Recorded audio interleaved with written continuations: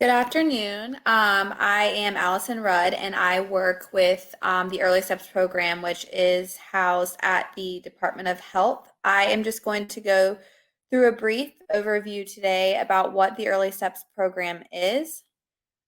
So, oh, sorry.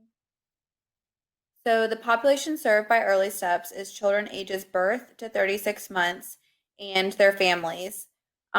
Significant development delay, established conditions, are likely to result in a developmental delay. And there's no income requirement to be a part of the Early Steps program. So Early Steps program requirements are outlined in 34 Federal Regulation Part 303, Chapters 391.301 through .308 Florida statutes. Under the Federal Individuals with Disabilities Act, IDA, Part C, the Florida Department of Health is established as the lead agency for the Early Steps program. The purpose of Early Steps is to bring services into a child's life to help that child better reach their goals or milestones that they're not meeting. We like to bring the services into the child's natural environment rather than fitting the child into those services. The purpose of Early Steps also maximizes each child's everyday natural learning opportunities, enhances their development and participation in community life and everyday life, and provides them with a consistent team for evaluation and services. It also gives families and caregivers options in the decisions and encourages active partnerships. It also provides a primary service provider to work with the family, other caregivers, and the team. So this primary service provider is the point of contact for the family at all times while the child is going through the Early Steps program. This is a map of the Florida Early Steps service areas. So it's kind of broken down into different sections. And we also, I believe at the end of this, have a direct link to the directory, which will provide you with the contact information, the phone number, the email for all of the Early Steps for your local area. And you can always reach out to me, and my contact information is at the end of this PowerPoint to ask any questions that you might have, or if you need help locating your local Early Steps.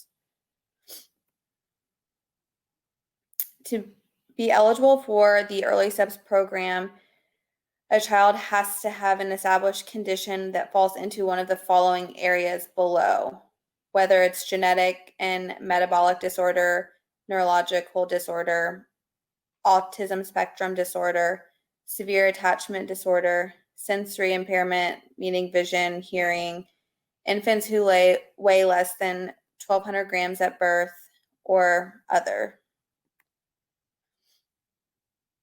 A child is also eligible when the child has a developmental delay as measured by appropriate diagnostic instruments and procedures and an informed clinical opinion that exceeds the below. The developmental domains include cognitive, physical, communication, social or emotional, or adaptive.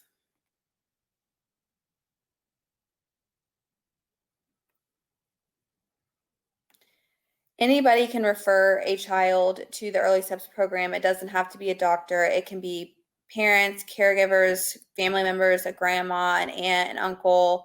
A physician can directly contact the local Early Steps office in your area to make a referral. Infants and toddlers from birth to 36 months of age that are suspected to have at-risk conditions, developmental delays, or established condition that may result in a delay should be referred to Early Steps. And the sooner the child is referred, the better. If you feel like your child or someone in your family, a child in your family might be eligible for the program, you can refer your child by using the Early Steps directory, which is located on our website. And if you have trouble finding that, you can always email me, or you can call 800-218-0001.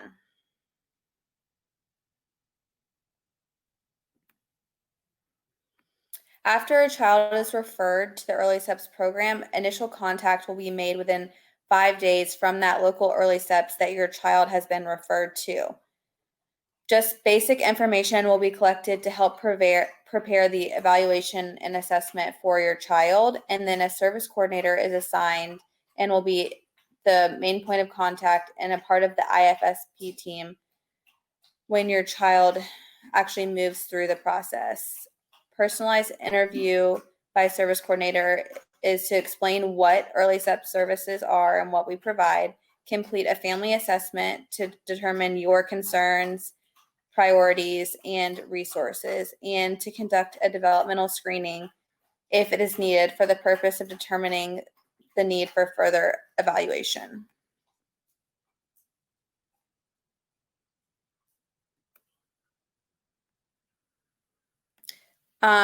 For the IFSP process, the family is the center of the process. The purpose of the IFSP is to figure out what works best for you, your child, and you get to be a main part of deciding what plan or course of action you want to take to help your child better reach their milestones. The plan will help coordinate resources in your community, services, and supports to meet you and your child's needs. Topics that are discussed to help develop this are how your child is learning and growing, immediate needs that you might notice that your child is, delayed in or anything like that related to their development, your concerns, any routines or schedules that help or will help the team developing your IFSP. Because again, like I said earlier, we like to keep the child in their natural environment. So they come to you.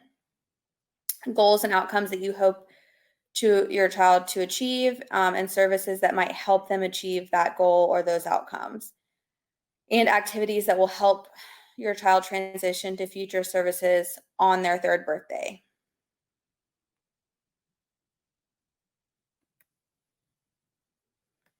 So there are no costs or fees to you as the parent for early steps, but this is the hierarchy for payment. So if you consent, they will bill your private insurance or Medicaid, whatever you have. And then the 3rd option is community resources. And if none of those, IDA Part C will be the payer of last resort and cover the services.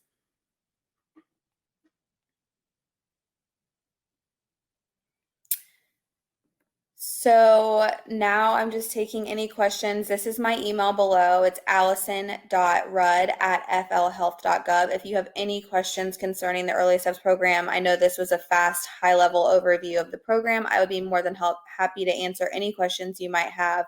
You can put them in the chat. I'm here to help with any questions you might have. If there are no questions for the chat, just write down my email. And if you think of something later, I'd be more than happy to answer. And I think with that being said, that's all I have.